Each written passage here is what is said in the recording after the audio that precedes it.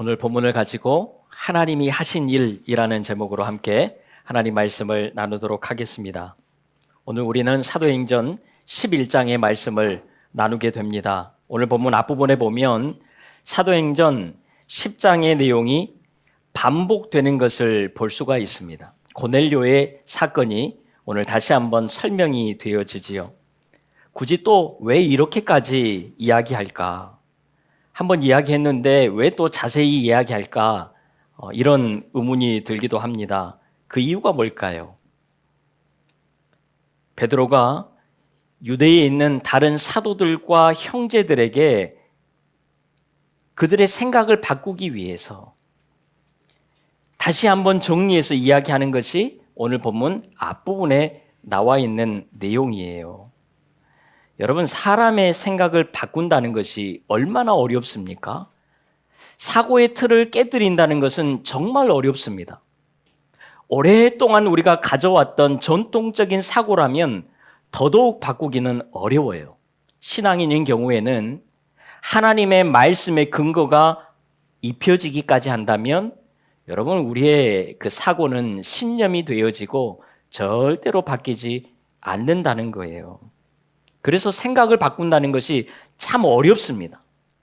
그래서 베드로 입장에서는 다시 한번 이것을 제대로 설명해야 될 필요가 있었던 거예요. 그냥 어떤 현상을 가지고 설명이 안 되거든요. 그래서 자세하게 이야기를 했던 것입니다. 여러분, 생각을 바꾸는 것이 진짜 어렵지요. 여러분 지금 가지고 있는 그 생각 잘 안 바뀝니다. 무슨 말을 들어도 잘 바뀌지 않아요. 여러분, 우리가 우리 자신을 잘 알잖아요. 진짜 안 바뀝니다. 은혜를 좀 받을 때에는 내가 내 생각과 내 뜻을 내려놓는 것 같다가도 어느 순간에 보면 우리는 다시금 내 생각을 가지고 살아가고 있는 모습을 발견하게 되잖아요. 때로는 내 생각을 바꾸기보다는 우리는 내 생각을 하나님 앞에 더 강하게 이야기를 합니다. 하나님께 설득을 하는 거예요. 하나님, 이러니까 이렇게 돼야 됩니다. 꼭 돼야 됩니다. 안 되면 안 됩니다. 내 생각 내려놓기가 정말 불가능할 정도로 어렵다는 것을 우리가 잘 느끼고 살아가고 있습니다. 여러분, 베드로를 우리가 살펴봤잖아요. 사도행전 10장에서 하나님의 말씀을 베드로가 3번이나 거부를 하잖아요. 자기는 율법으로 부정하다고 정해진 그 부정한 짐승을 절대로 먹지 않겠다는 거예요. 분명히 하나님께서 내가 깨끗하다고 하면 깨끗한 거야 라고 말씀하시는데도 불구하고 베드로는 끝까지 거부를 합니다. 3번째까지 거부를 하게 되지요. 자신의 신념을 하나님 앞에서 꿋꿋하게 지켜내는 모습을 우리는 볼 수가 있습니다. 여러분, 자랑스럽습니까? 아무리 환상이라고 하지만 하나님의 말씀보다 베드로는 자신의 생각이 우선이었습니다. 여러분, 이 정도로 생각이 안 바뀝니다. 때로는 하나님의 말씀이 들려줘도 우리는 우리의 생각을 바꾸지 않아요. 그런데 여러분, 베드로의 설명만 듣고 다른 사도들과 성도들이 지금 이런 상황들이 이해가 되겠습니까? 우리가 몇 주 전에 나누었던 이야기입니다. 설득이 되겠어요? 말로 설득이 안 되는 것입니다. 그래서 베드로가 전후 상황을 잘 설명하지만 말로는 설득이 안 되기 때문에 특단의 조치를 취하게 되지요. 그것이 뭐냐면 17절의 말씀이에요. 같이 한번 읽습니다. 시작. 그런즉 하나님이 우리가 주 예수 그리스도를 믿을 때에 주신 것과 같은 선물을 그들에게도 주셨으니 아멘. 베드로가 이야기하는 거예요. 하나님이 하신 일을 내가 어떻게 막을 수 있느냐는 것입니다. 그러니까요, 베드로는 지금 설득하는 것이 아닙니다. 하나님이 하신 일이니까 그냥 받아들이라는 거예요. 하나님이 하신 일이니까 인정하라는 것입니다. 여러분, 오늘 우리에게도 이런 믿음이 좀 회복될 수 있기를 바라요. 무턱대고 믿으라는 것이 아닙니다. 오늘 내 앞에 주어진 상황이 내 생각에 맞지 않고 이해가 되지 않고 내가 설득이 아직 되지 않았다고 하더라도 오늘 내 앞에 있는 상황은 하나님이 주신 상황이라는 것을, 오늘 내게 주어진 그 일들이 하나님이 하신 일이라는 것을 우리가 분명히 믿어야 한다라는 거예요. 내가 좋은 것은 믿고 안 좋은 것은 안 믿고, 좋으면 인정하고 안 좋으면 인정하지 않는 것이 아니라 오늘 내 앞에 주어지는 모든 상황이 그 어떤 상황이라고 할지라도 그것이 하나님께서 주신 일이다. 하나님이 하신 일이다. 여기에 대한 분명한 믿음이 있어야 한다라는 거예요. 여러분, 오늘 내가 걷고 있는 그 길이, 오늘 내가 처한 모든 상황이 하나님이 허락하셨기 때문에 오늘 나에게 주어졌다라는 사실을 꼭 기억하시기를 바랍니다. 여러분, 하나님이 허락하지 않으시면요, 그 어떤 일도 우리에게 일어나지 않습니다. 다시 말해서 오늘 내 앞에 그 상황이 주어졌다라고 하는 것은 하나님이 하신 일이에요. 하나님이 나에게 주셨다라는 것입니다. 여러분, 마태복음 10장 29절 같이 한번 읽습니다. 시작.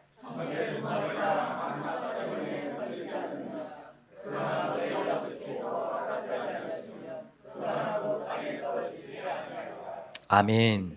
여러분, 아무리 하찮은 참새라고 하더라도 하나님의 허락이 없이는 땅에 떨어지지 않는다라고 말씀을 하고 있어요. 자, 그렇다면 하나님의 사랑을 받는 우리들, 하나님의 허락이 없이 우리의 삶에 이루어지는 것이 과연 있을까요? 내가 하는 것 같지만, 우연히 주어진 것 같지만 하나님이 우리에게 주지 않으면 우리는 그 어떤 것도, 어떤 상황도 우리가 만날 수 없다라는 거예요. 여러분, 오늘 나에게 주어진 모든 일이 다 하나님이 하신 일인 줄로 믿습니다. 그것이 좋은 일일 수도 있고 안 좋은 일일 수도 있습니다. 내가 원하는 결과일 수도 있고 그렇지 않은 결과일 수도 있어요. 하지만 모든 것이 다 하나님이 하신 일이에요. 하나님이 하시지 않은 것은 우리의 삶에 절대로 일어나지 않습니다. 그런데 종종 우리는요, 좋은 일은 하나님의 인도하심인 것 같고 나에게 안 좋은 일은 하나님이 인도하시지 않은 것 같아요. 나에게 유익이 되면 이것은 하나님의 뜻이구나 라고 우리는 쉽게 받아들이지만, 나에게 유익이 되지 않으면 이것이 하나님의 뜻이 아니라고 우리는 판단해 버리기가 쉽습니다. 우리가 왜 이렇게 생각을 하게 될까요? 그것은 우리가 나 중심에서 하나님을 보기 때문에 그렇습니다. 그래서 내가 잘 풀리면 하나님이 나를 도와주신 거예요. 내가 잘 안 풀리면 하나님이 안 도와주신 거예요. 내가 힘들어지면 하나님이 나를 안 도와주시는 것입니다. 결과가 안 좋으면 하나님이 역사하시지 않는 거예요. 결과가 좋아야지 하나님이 역사하신 것입니다. 이렇게 생각한다는 거예요. 여러분, 그러면요, 여러분, 하나님이 내 삶의 절반만 인도해 가시는 것 아닙니까? 이게 맞아요? 그렇지 않잖아요. 이것은 믿음이 아닙니다. 하나님이 내 삶의 전부를 인도해 가심을 믿고 살아가는 것, 여러분, 이것이 믿음이잖아요. 때로는 힘들고 어려워도, 상하고 찢김이 있어도 여전히 하나님께서 나를 인도해 가심을 믿는 것, 여러분, 이것이 믿음이라는 거예요. 여러분, 우리 하나님 좋으신 분이라는 건 믿으십니까? 우리 하나님 항상 옳으신 분이에요. 내가 생각할 때에 내 상황에 맞지 않아서 내가 다르게 보는 것이지, 하나님은 항상 좋은 분이셨고 항상 옳은 분이셨어요. 그렇다면 그 하나님이 오늘 내 삶을 인도해 간다면, 내 삶이 잘 안 풀려도, 내가 좀 아파도, 내가 좀 힘들어도, 내가 좀 고통스러워도, 여러분, 우리 하나님께서 우리의 삶을 가장 좋은 길로 인도해 가시지 않겠어요? 하나님 좋으신 분인데, 옳으신 분인데, 여러분, 우리의 삶을 다 계획하고 계실 거 아니에요. 당장 내 앞에 있는 상황을 보고 우리가 그 하나님을 판단해서는 안 된다라는 것입니다. 그래서 이제는 우리가 질문을 바꿔야 돼요. 어떤 일을 만났을 때에 하나님 왜 이렇게 하십니까? 이게 아니라, 하나님, 나에게 무엇을 원하십니까? 이 일을 통해서 내가 무엇을 깨닫기를 원하십니까? 나 중심에서 생각하는 것이 아니라 하나님 중심에서, 하나님 입장에서 우리가 생각을 해야 한다라는 것입니다. 여러분, 우리가 이렇게 하다 보면 우리는 하나님의 뜻을 알게 될 거예요. 하나님의 마음을 알게 될 겁니다. 그리고 하나님의 뜻을 따라서 우리가 살아갈 수 있게 되지 않겠습니까? 그러니까요, 오늘 본문에도 보세요. 사도들과 형제들이 어떻게 합니까? 하나님이 하신 일이다 라고 이야기하라는 것을 듣는 순간 곰곰이 생각하더니 이 사실을 인정하게 됩니다. 18절을 보시면, 그러면 하나님께서 이방인에게도 생명 얻는 회개를 주셨도다. 받아들이는 거예요. 여러분, 우리의 모든 일이 하나님이 하신 일이라는 것을 인정할 때에 그때부터 답이 보이는 거예요. 그때부터 길이 보이는 거예요. 하나님 왜 이러셨지? 하나님 나에게 왜 이렇지? 라고 할 때에는 우리는 절대로 답을 찾을 수가 없습니다. 그러나 그 또한도 하나님이 나에게 허락하신 일이다 라고 했을 때에 그때에 하나님이 하실 일이 보여진다라는 거예요. 여러분, 여기에서부터 출발해야 합니다. 여러분, 지금 내 앞에 펼쳐진 상황이 이해가 되지 않습니까? 그러나 지금 그 상황도 하나님께서 주셨다는 것을 받아들이고 하나님이 하신 일임을 인정하고 겸손히 그 앞에 엎드려서 하나님의 뜻을 묻고 하나님 중심으로 하나님을 바라보고 살아갈 수 있는 우리 모두가 다 될 수 있기를 간절히 바랍니다.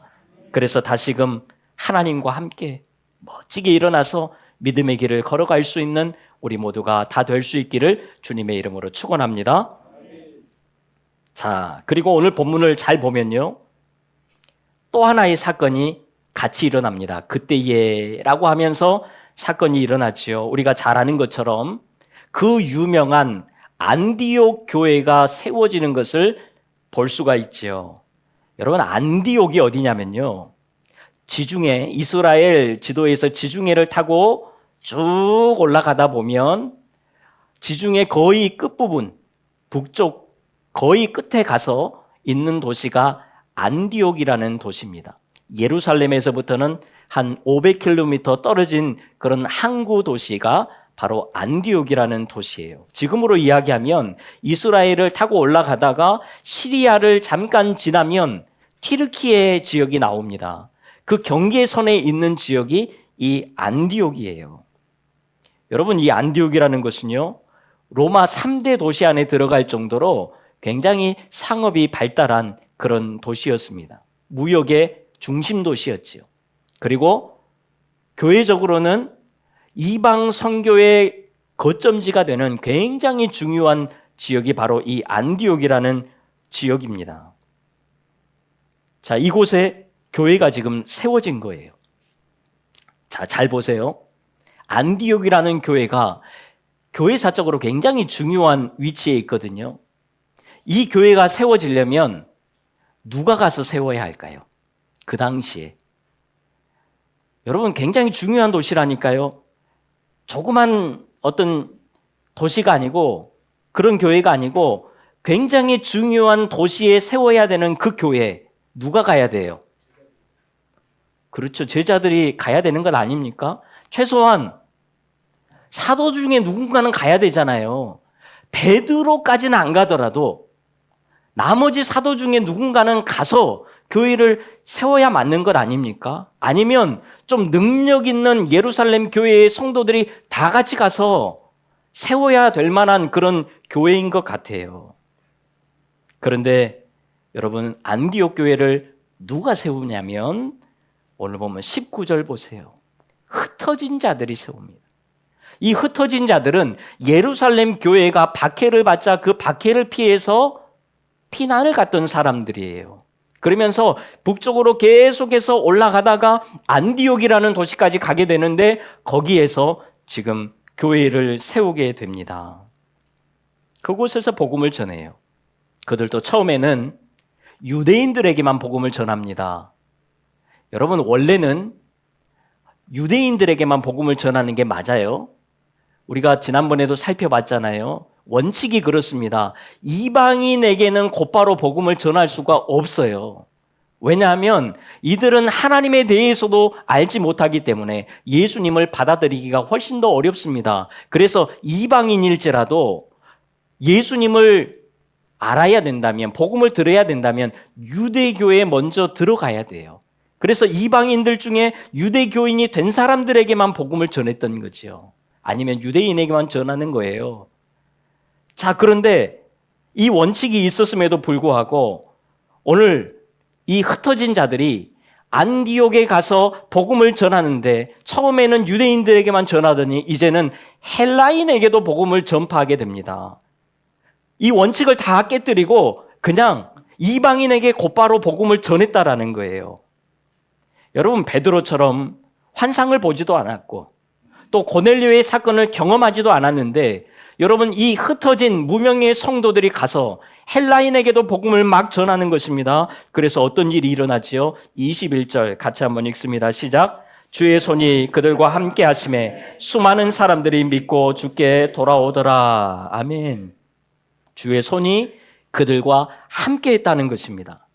다시 말해서 하나님이 그렇게 하셨다는 거예요. 그러면서 이방인들을 통해서 안디옥 교회에 큰 부흥이 일어나게 됩니다. 그러면서 이 놀라운 소식이 예루살렘 교회까지 다시 들려지게 돼요. 여러분, 이 소식이 들려질 때가 과연 언제였을까요? 아마도 고넬료의 사건을 경험한 베드로가 예루살렘에 돌아와서 사도들과 다른 성도들에게 보고하던 그 시점이었을 거예요. 열심히 설득하던 때입니다. 그래서 이제 겨우 사람들이 깨닫는 거예요. 아, 이방인에게도 복음이 전해질 수 있구나. 우리가 이것을 인정해야 되겠구나. 하나님이 하신 일이라고 하니까 우리가 받아들여야 되겠구나 라고 여기까지 지금 가 있는 그 시점입니다. 그런데 소식이 들려지기를 이미 안디옥 교회에서는 이방인의 부흥이 엄청나게 일어났다는 소식이 들려오는 거예요. 자기들은 이제 겨우 깨닫고 있는데 이미 하나님의 역사가 일어나서 자기들에게 들려질 때에 어쩌면 정말 소름이 끼쳤을지 모릅니다. 아, 하나님께서 정말 이 일을 원하시는 거구나. 하나님이 정말 이렇게 일을 하시는구나. 여러분, 이것을 깨달은 거예요. 그리고 이것이 너무 궁금해서 확인차, 격려차 한 사람을 보내게 되는데 누구를 보냈지요? 바나바라는 사람을 보냅니다. 그랬더니 여러분 23절을 보세요.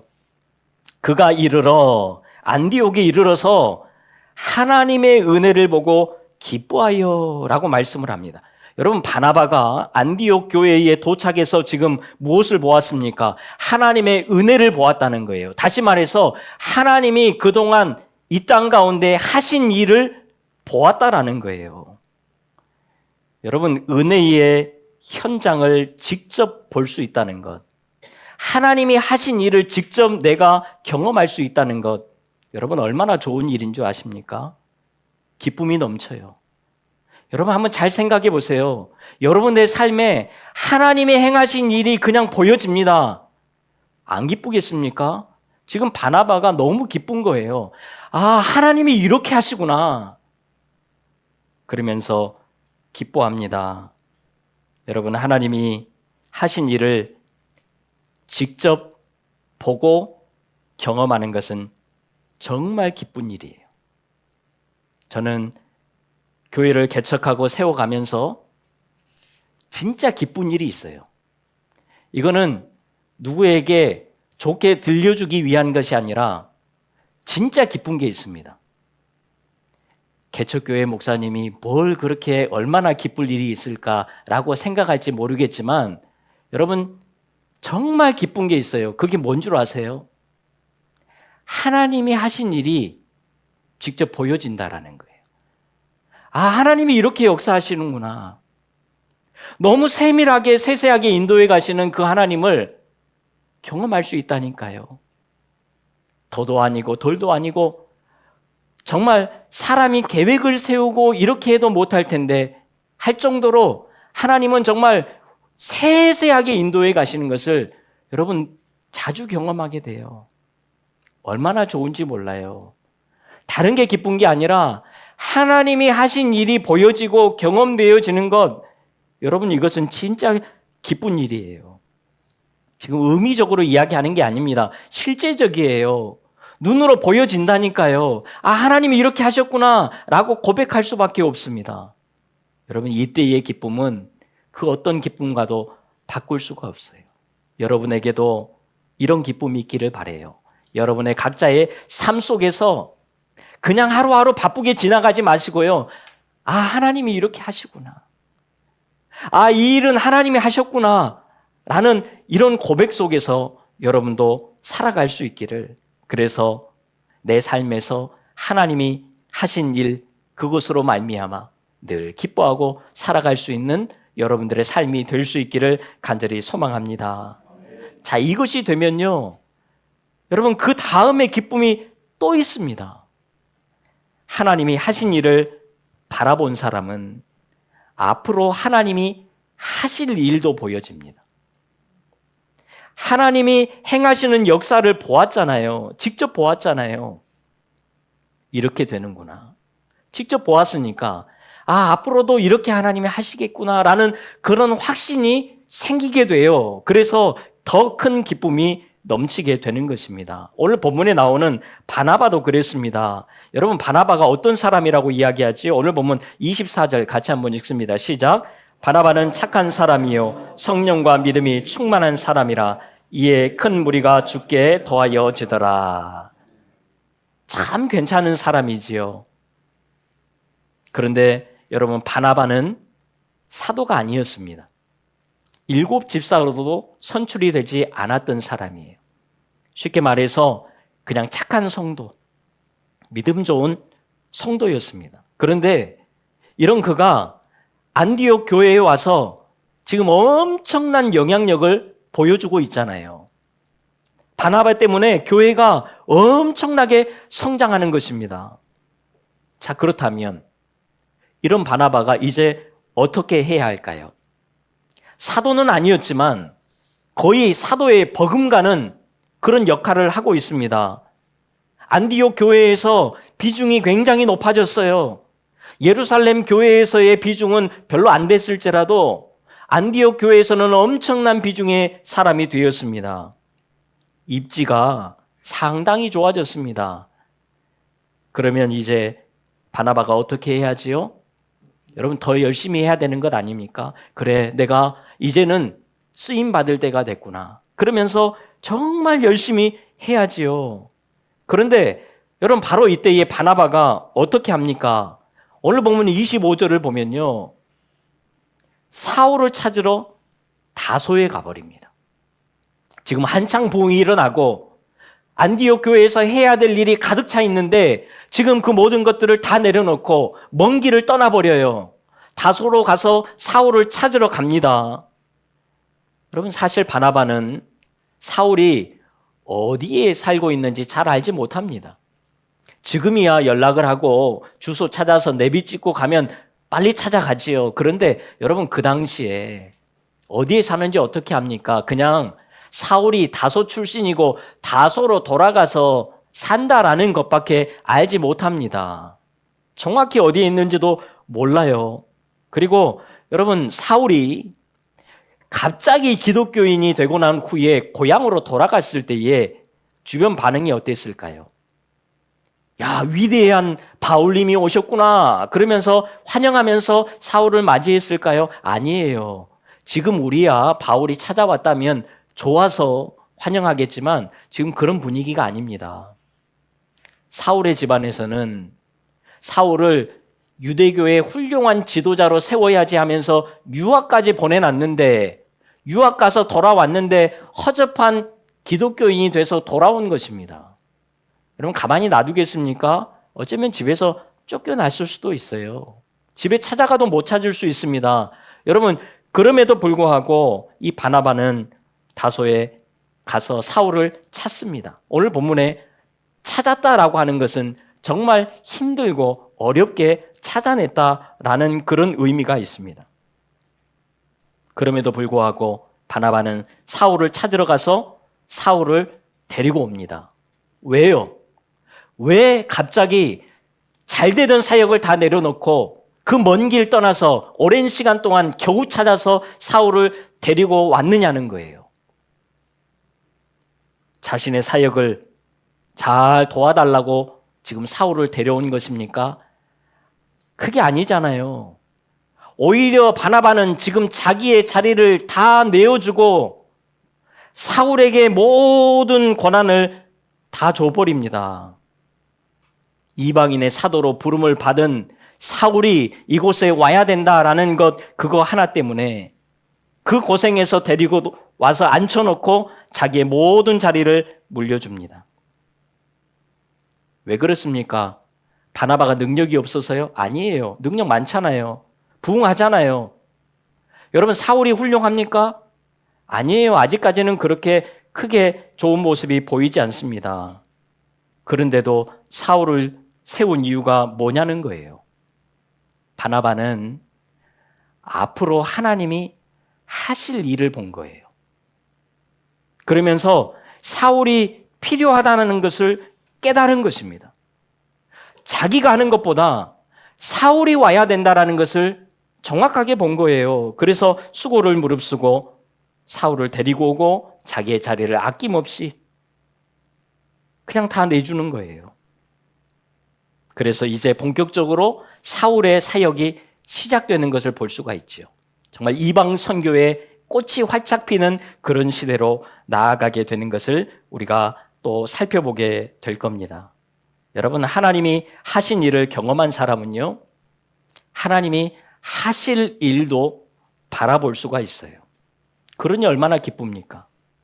그리고 정말 하나님이 하신 일을 본 사람은요, 내가 하는 것이 아니라는 것을 철저하게 깨닫게 됩니다. 하나님이 하신 걸 봤잖아요. 그러니 내가 했다라고 할 수가 없는 거예요. 내가 없는 것입니다. 나는 없어요.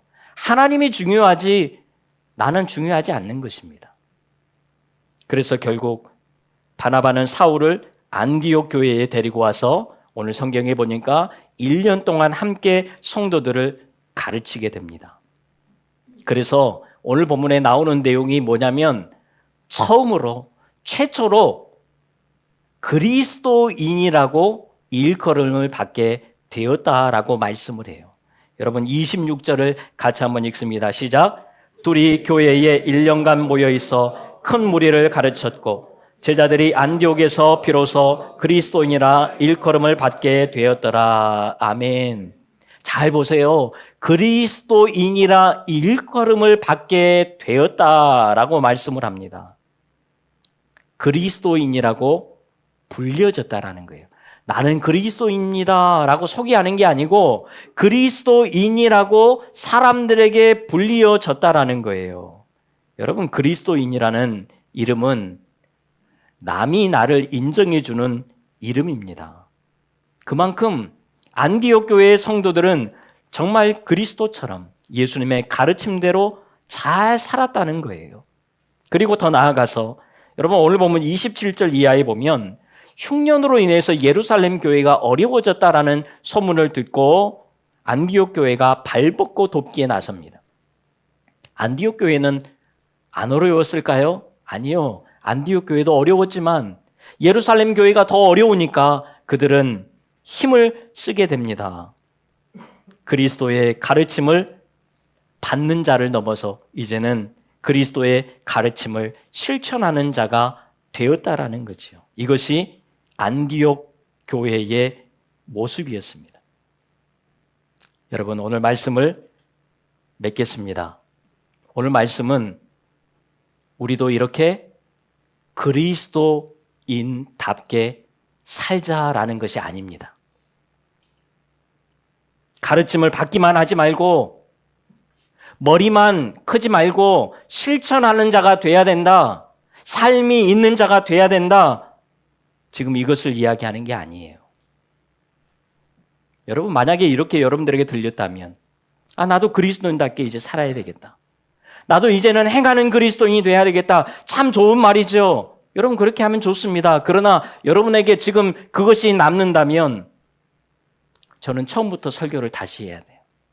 여러분들이 그렇게 이해하셨다면 우리 다시 25분 전으로 돌아가야 돼요. 다시 해야 됩니다. 여러분 지금 그것을 이야기하는 게 아니에요. 오늘 이 본문은요, 바울과 바나바가 만나서 성도들을 잘 가르쳤더니 성도들의 삶이 변화되었고 놀라운 부흥이 일어났다. 여러분 지금 이것을 이야기하는 것이 아닙니다. 여러분 오늘 본문은요, 모든 것은 다 하나님이 하신 일이라는 거예요. 지금 안디옥 교회의 성도들이 그리스도인이라고 불려진 것도 자기들이 열심히 해서 그렇게 된 것이 아니라 그리스도인으로 불려질 수 있도록 하나님이 그들의 삶을 인도해 가셨기 때문에 이것이 가능했다라는 거예요. 여러분 이들이 뛰어나서 우리가 힘써서 사역하자, 구제하자, 선교하자 그러면서 달려나아가서 예루살렘 교회를 도운 게 아니에요.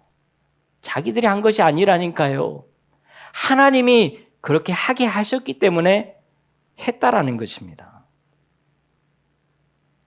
여러분, 우리의 삶의 모든 것이 다 그렇습니다.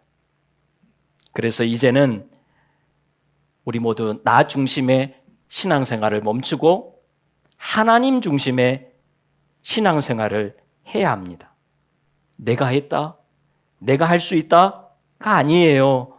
하나님이 하시는 것이고 하나님이 하게 하시니까 할 수 있는 것입니다. 우리의 삶은 다 하나님이 하시는 거예요. 오늘 이 시간 우리 철저하게 이것을 인정하면서 가시죠. 내가 하는 게 아니에요. 내가 할 수 있는 게 없습니다. 누가 하세요? 하나님이 하시는 거예요. 하나님이 하셔서 하나님이 하신 일 때문에 오늘 내 삶이 있는 것이고 하나님이 하실 일이 있기 때문에 오늘 우리가 믿음으로 또 나아갈 수 있게 되는 거예요. 여러분, 하나님이 하신다. 하나님이 하실 것이다. 어떻게 해요? 가장 좋은 길로, 가장 복된 길로, 가장 안전한 길로 우리를 인도해 가실 것이기 때문에 오늘 우리의 삶에 그 하나님 바라보면서 믿음으로, 기쁨으로 살아갈 수 있는 우리 모두가 다 될 수 있기를 주님의 이름으로 축원합니다. 여러분, 내가 하나님의 일을 채우는 것보다 하나님께서 내 삶을 채우시며 일하시는 것이 훨씬 더 복되지 않겠습니까?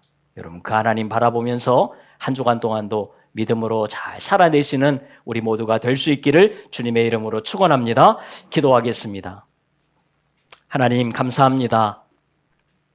우리를 위해서 날마다 일하시는 그 하나님을 바라보고 내 삶에 주어진 모든 것들이 하나님이 하신 일임을 고백하며 나아가는 우리 모두가 되기를 원합니다.